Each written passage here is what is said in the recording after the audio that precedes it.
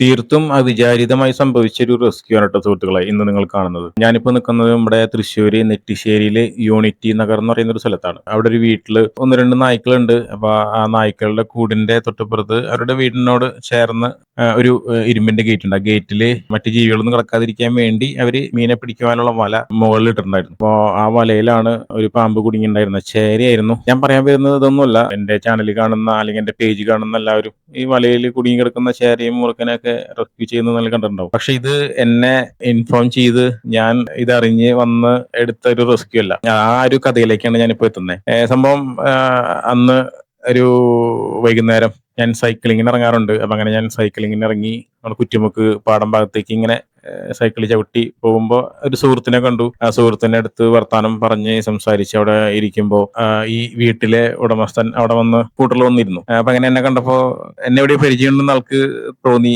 എവിടേക്ക് കണ്ടിട്ടുള്ള ഒരു പരിചയം. അങ്ങനെ എന്റെ അടുത്ത് സംസാരിച്ചു. അപ്പോഴാണ് ഞാനിങ്ങനെ പാമ്പിനൊക്കെ റെസ്ക്യൂ ചെയ്യുന്ന ആളാണ്. അപ്പൊ ആള് ഉടനടി എന്നോട് പറഞ്ഞു, പറ്റിയ ഒരാളെയാണ് ഞാനിപ്പോ കണ്ട് സംസാരിച്ചത്. കാരണം എന്റെ വീട്ടില് ഒരു ചേര കുടുങ്ങി കിടപ്പുണ്ട്. സംഭവം ഞാനതിനെ കട്ട് ചെയ്ത് രാവിലെ കട്ട് ചെയ്ത് വിടാനൊക്കെ നോക്കി. പക്ഷെ നടക്കുന്നില്ല. നല്ലപോലെ കുടുങ്ങിയിട്ടുണ്ട്. അപ്പൊ എന്ത് ചെയ്യുന്ന അറിയില്ല എന്ന് പറഞ്ഞു. അപ്പൊ ഞാൻ പറഞ്ഞു, അങ്ങനെയാണെന്നുണ്ടെങ്കിൽ ഞാൻ അങ്ങോട്ട് വരാം എന്ന് പറഞ്ഞു. അങ്ങനെയാണ് ഈ ഒരു റെസ്ക്യൂ ചെയ്യാനുള്ള സാഹചര്യം എനിക്കുണ്ടായത്. അവര് കൃത്യം ലൊക്കേഷൻ പറഞ്ഞു. ലൊക്കേഷനിലേക്ക് ഞാൻ അവിടെ എത്തി. അപ്പൊ ഇദ്ദേഹം ബാഡ്മിന്റൺ കളിക്കുന്ന ആളാണ്. അപ്പൊ ആള് നേരെ വീട്ടിലേക്ക് വിളിച്ചു പറഞ്ഞു. ആള് നേരെ ബാഡ്മിന്റൺ കളിക്കാനായിട്ട് പോയി. ഞാൻ തിരിച്ച് അന്നത്തെ സൈക്കിൾ സഫാരി ഞാൻ നിർത്തി തിരിച്ച് വീട്ടിൽ പോയി. എന്റെ ടൂൾസും കാര്യങ്ങളൊക്കെ എടുത്ത് ബൈക്കിൽ ഞാൻ നേരെ ഇദ്ദേഹത്തിന്റെ വീട്ടിൽ പോയി.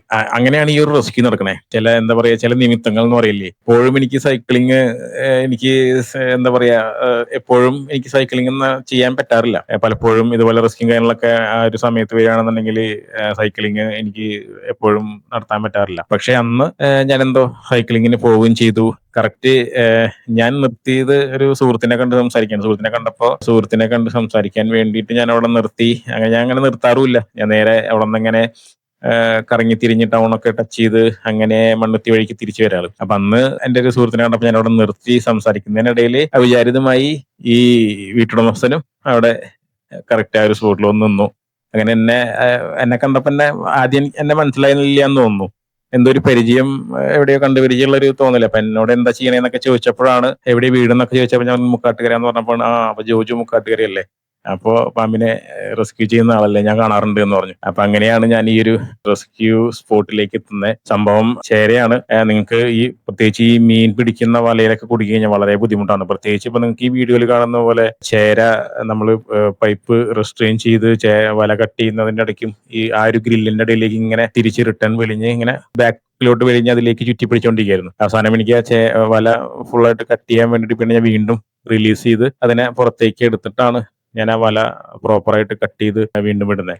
അപ്പോ ചേരയെ റെസ്ക്യൂ ചെയ്യുമ്പോൾ നമുക്ക് ഇതുപോലെ പ്രത്യേകിച്ച് വലയിലൊക്കെ കുടുങ്ങിയെടുക്കുന്ന ചേരയെ റെസ്ക്യൂ ചെയ്യുമ്പോൾ ഇങ്ങനെ റെസ്ട്രെയിൻ ചെയ്യുക, അല്ലെങ്കിൽ തല സേഫ് ആയിട്ട് ആ ഒരു പൈപ്പിനകത്തേക്ക് കടത്തുക എന്ന് പറയുന്നത് കുറച്ച് ടാസ്ക് ആണ്. കാരണം അങ്ങോട്ടും ഇങ്ങോട്ടും ചാടുന്നു, ഓടുന്നു. നമുക്ക് കൃത്യമായിട്ട് ആ ഒരു തല ആ പൈപ്പിനകത്തേക്ക് കടത്താൻ പറ്റാറില്ല. പലപ്പോഴും വളരെ ക്ഷമ വേണ്ടുന്ന ഒരു റെസ്ക്യൂ കൂടിയാണ് ഈ ഒരു ചേരയെ റെസ്ക്യൂ ചെയ്യുക എന്നുള്ളത്. പ്രത്യേകിച്ച് വലയിൽ കുടുങ്ങി കിടക്കുന്ന ചേരയാണെങ്കിൽ തന്നെ. പക്ഷേ എങ്കിലും നമ്മൾ അത് വളരെ സേഫ് ആയിട്ട് തന്നെ നമ്മൾ ആ ഒരു വലയിൽ നിന്ന് കട്ട് ചെയ്ത് എടുക്കുവാനായിട്ട് നമുക്ക് പറ്റിയിട്ടുണ്ട്. ഇപ്പോൾ ഞാൻ വീണ്ടും ഓർമ്മിപ്പിക്കുകയാണ്, നമ്മൾ ഇതുപോലെ പാമ്പുകളെ വലയിൽ നിന്ന് അല്ലെങ്കിൽ ഇതുപോലെ പല സിറ്റുവേഷനിൽ നിന്ന് നമ്മൾ റെസ്ക്യൂ ചെയ്യുന്നത് വനം വകുപ്പിന്റെ സർട്ടിഫിക്കേഷൻ ഉള്ളത് കൊണ്ട് മാത്രമാണ്. അല്ലാതെ ഈ ഒരു വീഡിയോ കണ്ടിട്ട് അല്ലെങ്കിൽ ഞങ്ങൾ ഇതുപോലെ റെസ്ക്യൂ ചെയ്യുന്ന അല്ലെങ്കിൽ പാമ്പിനെ ഹാൻഡിൽ ചെയ്യുന്നത് കണ്ടിട്ട് ഒരു കാരണവശാലും പൊതുജനങ്ങളോ അല്ലെങ്കിൽ ഇത് കണ്ട് മറ്റു കുട്ടികളോ ഒന്നും അനുകരിക്കാതിരിക്കുക. വളരെ അപകടം നിറഞ്ഞ ഒരു പ്രവൃത്തിയാണ് നമ്മൾ ഈ ചെയ്യുന്നത്. എല്ലാവരും വീണ്ടും ഇങ്ങനെ ഒരു ഡിസ്ക്ലെയിമർ ഞാൻ വീണ്ടും വീണ്ടും വീണ്ടും ഊന്നി പറയുകയാണ്. ഇത് കണ്ടിട്ട് ആരും പാമ്പുകളെ ഹാൻഡിൽ ചെയ്യാനായിട്ട് ശ്രമിക്കരുത്. അത് വളരെ അപകടമാണ്. അങ്ങനെ ഒരുപാട് അപകടങ്ങൾ നമ്മുടെ നാട്ടിൽ സംഭവിക്കാറുണ്ട്. ഒന്ന്, പാമ്പുകളെ കൃത്യമായിട്ട് തിരിച്ചറിയാതെ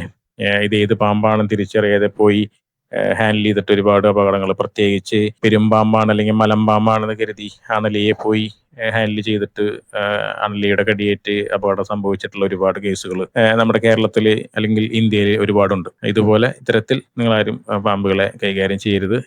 ഇത് തീർത്തും വിദഗ്ധമായ ഒരു പരിശീലനവും അല്ലെങ്കിൽ വിദഗ്ധമായ ഒരു എക്സ്പീരിയൻസും വേണ്ടുന്ന ഒരു ജോലിയാണ് അല്ലെങ്കിൽ ഒരു സേവനമാണ് എന്ന് മനസ്സിലാക്കുക.